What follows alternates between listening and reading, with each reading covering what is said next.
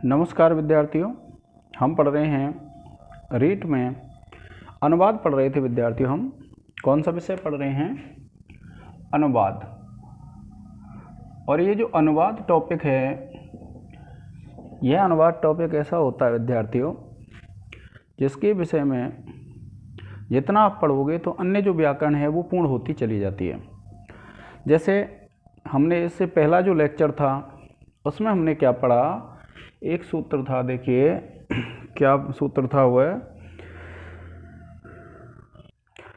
वह सूत्र था, देखिए आधे सिंग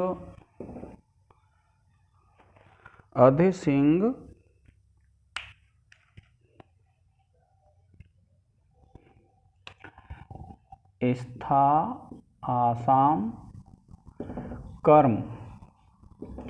ये जो है अधिसिंग स्था आसाम कर्म, इसमें हमने पढ़ा था कि अधि उपसर्ग इन तीन धातुओं से पहले कौन सी? एक तो सिंग, एक स्था और एक आस। इन धातुओं से पहले यदि अधि उपसर्ग आ जाता है तो क्या होता है? जो अधिक आधार होता है, आधार कहते हैं आधारो अधिकरण, यानी जो अधिकरण संज्ञा होती है उसकी आधार की। जैसे आप पढ़ रहे हैं वाक्य, आपने पढ़ा वह आसन पर सोता है। यह वाक्य पढ़ा आपने। कौन सा वाक्य पढ़ा विद्यार्थियों? वह आसन पर सोता है, यह वाक्य था।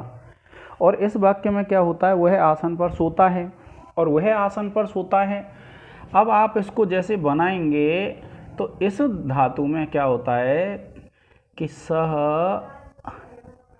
जैसे मान लीजिए अगर हम इसको यूँ लिखें सह आसने सेते, तो यह वाक्य क्या हो जाएगा? शुद्ध हो जाएगा। यह वाक्य क्या है?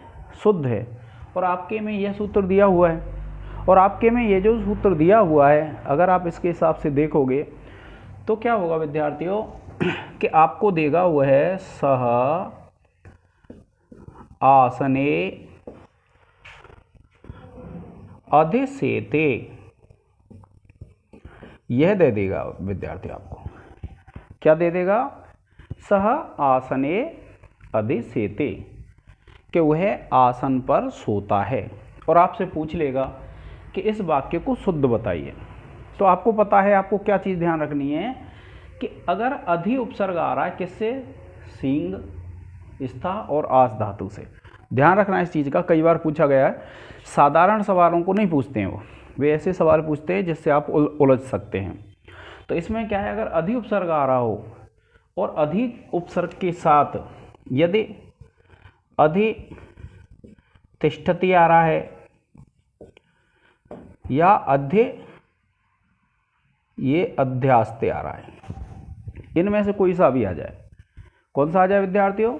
या तो आपका अधितिष्ठति आ जाए या फिर अध्यास्ते आ जाए, कोई सा भी आ जाए इनमें से। अधितिष्ठति, अध्यास्ते और अधिसेते।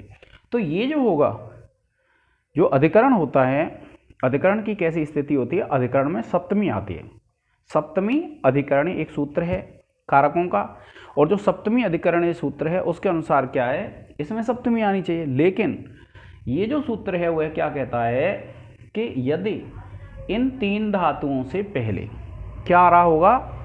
अधि उपसर्ग, तो ये जो जिसमें सप्तमी आनी चाहिए अधिकरण में, उसमें सप्तमी नहीं आएगी। कौन सी आएगी? द्वितीय आएगी। क्यों? क्योंकि इसकी कर्म संज्ञा होती है। अगर आपसे पूछ ले कौन सी संज्ञा होती है तो आपको ध्यान रखना है कर्म संज्ञा हो जाती है। मैंने आपको लिखाया है कौन सी संज्ञा हो जाती है? कर्म संज्ञा हो जाती है। और ये जो कर्म संज्ञा हो जाती है विद्यार्थियों, तो इसमें क्या है, ये जो अगर ऐसा वाक्य आ जाता है, आ सकता है आपके लिए, तो आपको ध्यान रखना है। तो आपको क्या करना है? आसनम कर देना है।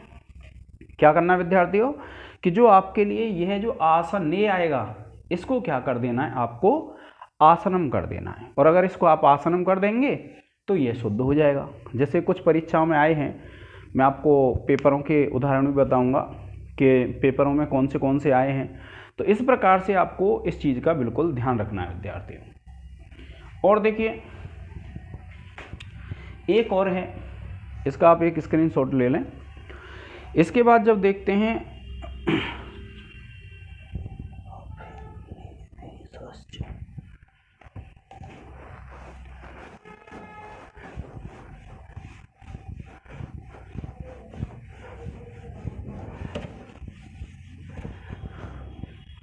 अब देखिए एक सूत्र है अभिनिवेशश्च,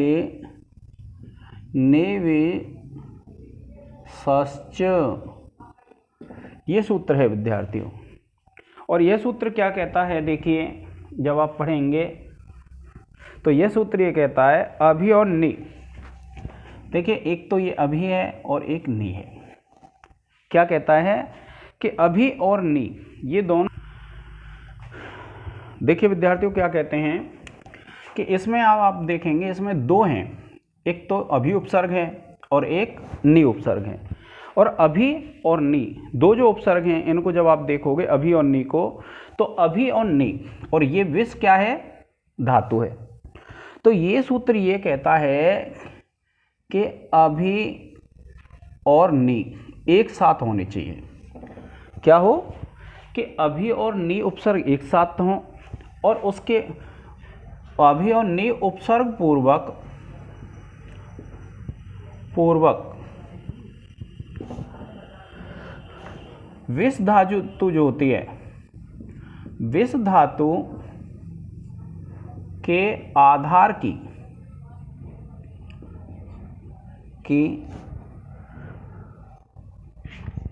विस धातु के आधार की कर्म संज्ञा हो जाती है,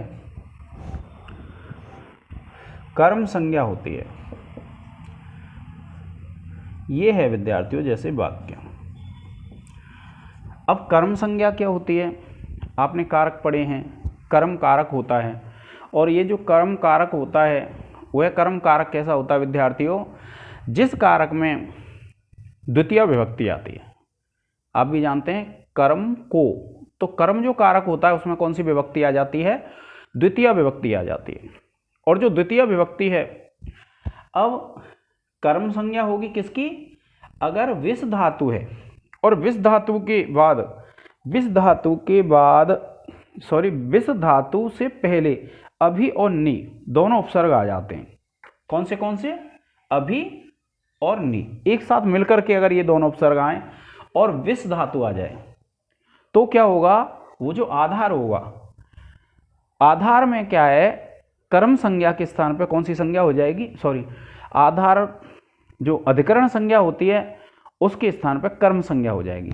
और जो कर्म संज्ञा होती है उसमें द्वितीय विभक्ति आती है। आपने सूत्र पढ़े कर्मणि द्वितीय। जैसे अब देखिए ये जो वाक्य है ये होगा अभिनिवेशते सन्मार्गम।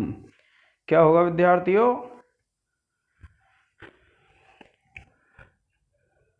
जैसे ये है सच्चे, आप लिखेंगे वह सच्चे मार्ग पर गमन करता है। ये है विद्यार्थियों, क्या है, वह सच्चे मार्ग पर गमन करता है। यह वाक्य बनाया आपने कि वह सच्चे मार्ग पर गमन करता है। और जब आपने यह वाक्य बना लिया विद्यार्थियों, तब क्या है, आप लिखेंगे सह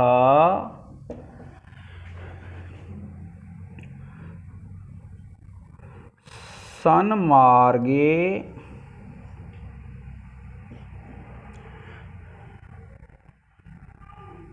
और आप लिख देंगे विशति।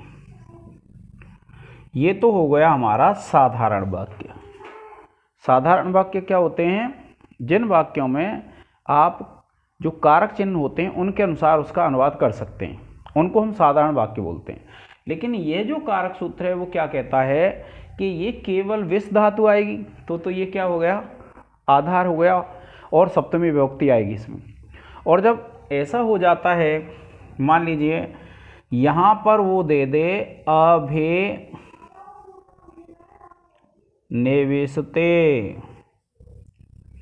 ये दे दे, मान लीजिए क्या दे दे, अभिनिवेशते। और अगर अभिनिवेशते दे देता है और आपको इस प्रकार से वाक्य देता है तो आपको पता है कि ये जो आधार है इसकी क्या हो जाएगी, कर्म संज्ञा हो जाएगी। और जब कर्म संज्ञा हो जाएगी तो आप सभी जानते हैं कि जिसकी कर्म संज्ञा होती है उसमें द्वितीय विभक्ति आती है। तो अगर ऐसा आ सकता है, इन्हीं में से आते हैं विद्यार्थियों, और ये अगर आ जाता है तो आपको क्या करना है, इस सप्तमी विभक्ति के स्थान पे क्या कर देना है, सन्मार्गम। क्या कर देंगे, सन्मार्गम कर देंगे। और सन्मार्गम कर देंगे तो यह वाक्य आपका शुद्ध हो जाएगा। ये पहले जो वाक्य बना रखा है ये अशुद्ध वाक्य है, और इसको अगर हम ये कर देंगे सह सन्मार्गम अभिनिवेशते, कि वह सन्मार्ग पर प्रवेश करता है। इस प्रकार से जब हम इसको बना देंगे तो यह वाक्य हो जाएगा शुद्ध। पहले कई रीट की ऐसी परीक्षाएं हुई हैं जिन परीक्षाओं में यह आया है, तो फिर आपको ये ध्यान रखना है कि ऐसे वाक्य ही पूछे जाते हैं, और अगर ये आ जाता है तो आपको क्या करना है, इसको शुद्ध करना है विद्यार्थियों। अब देखिए एक सूत्र है, एक सूत्र क्या है, ओपान व, देखिए विद्यार्थियों एक सूत्र है ओपान व अध्यांग वसः, इसमें विसर्ग हैं ओपान व अध्यांग वसः।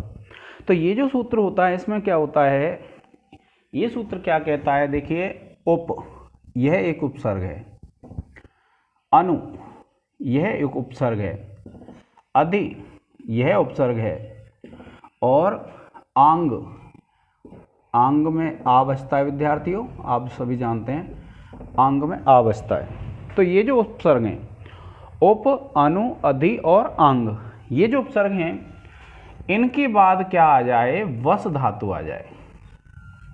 कौन सी धातु आ जाए, वस। तो इसका जो अर्थ लिख लेते हैं पहले, उप, अनु, अधि, आंग उपसर्ग पूर्वक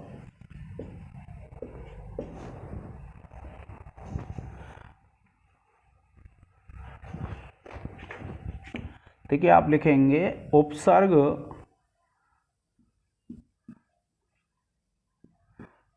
पूर्वक उप, अनु, अधि, आंग उपसर्ग पूर्वक वस धातु के आधार की कर्म संज्ञा हो जाती है। क्या हो जाती है विद्यार्थियों, कर्म संज्ञा हो जाती है।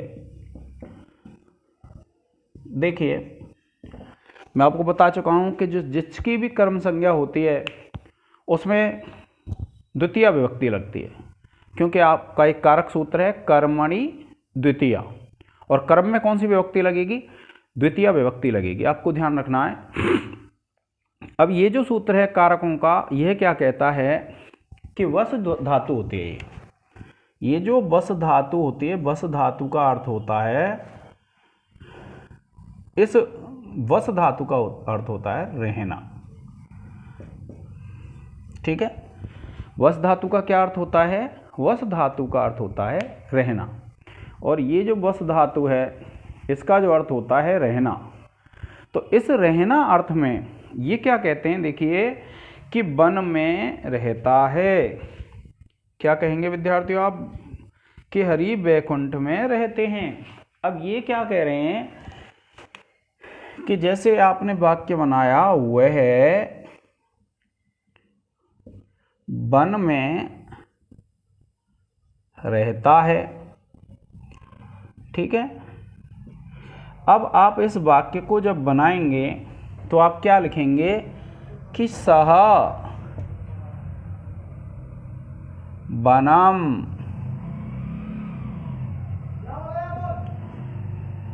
उप वसति, एक ये वाक्य बन जाएगा कि वह वन में रहता है।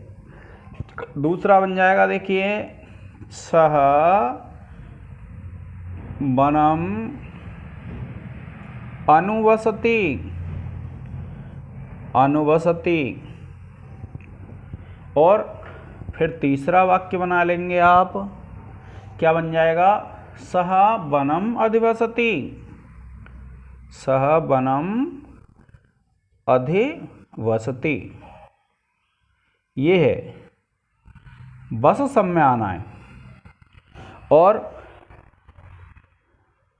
ये आपने समझ लिए। अब ये रह गया आ का क्या बन जाएगा? इसको चाहें, देखिए आ का बन जाएगा सह वनम आवसति। इस प्रकार से आपके वाक्य बन जाएंगे। ये वाक्य हैं शुद्ध। लेकिन विद्यार्थियों, ये जो वाक्य हैं, ये वाक्य ऐसे हैं जिनमें वस धातु से पहले, वस से पहले क्या होगा? या तो उपसर्ग होगा, या अनु उपसर्ग होगा, या अधि उपसर्ग होगा, या फिर आंग उपसर्ग होगा। इस प्रकार से जब उपसर्ग होंगे तो फिर क्या होगा कि ये जो है आधार आप जानते हैं, आधार किसको कहते हैं? जो अधिकरण होता है उसको क्या कहते हैं? हम आधार कहते हैं। अब अधिकरण को जब हम आधार कहते हैं तो अधिकरण में सप्तमी विभक्ति आती है, सप्तमी अधिकरणे। तो सप्तमी विभक्ति आती है। अब बात है, प्रश्न कैसे पूछ सकता है हमसे? प्रश्न क्या करते हैं, जब आपको अशुद्धि संशोधन देता है या फिर क्या करता है, आपके लिए अनुवाद के लिए देता है, तो धातु तो रखता है आपके लिए इस प्रकार से। कैसे रखता है आपके लिए? धातु रखेगा इस प्रकार से। और ये जो है, ये जो आपने द्वितीया लगा रखी थी, आपको पता है द्वितीया लगनी है, लेकिन वो क्या कर देगा? इसको बने कर देगा। किसी में बने कर देगा, किसी में बनम कर देगा, किसी में और कुछ बदल देगा।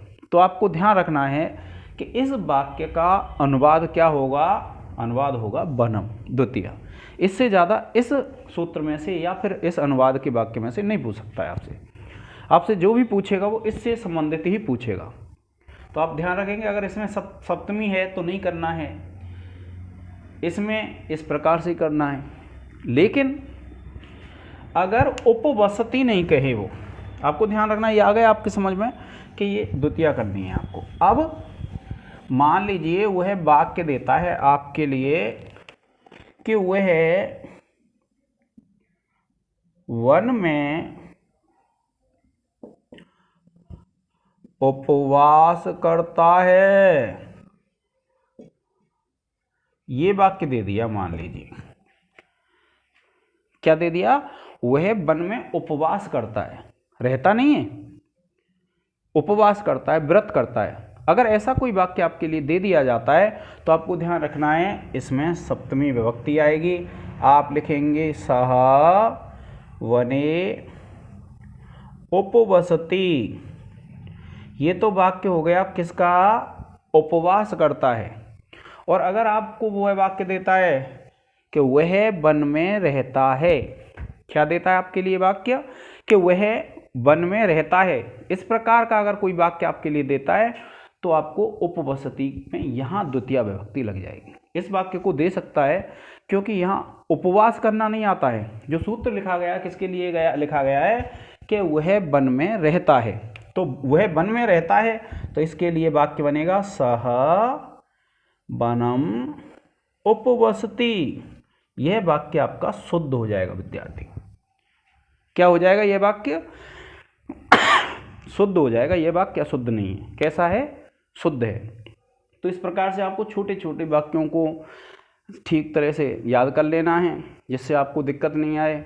क्योंकि ये जो रीट की परीक्षा है, इसमें 3 से 4 वाक्य ऐसे आते हैं जिसमें किसी में अशुद्धि पूछ लेता है, 2 वाक्य अनुवाद के लिए पूछ लेता है। तो इस प्रकार से विद्यार्थियों आपको ध्यान रखना है। कुछ खाली जगह, खाली स्थान वाले पूछ लेता है, तो आपको इस प्रकार से इसका करना है।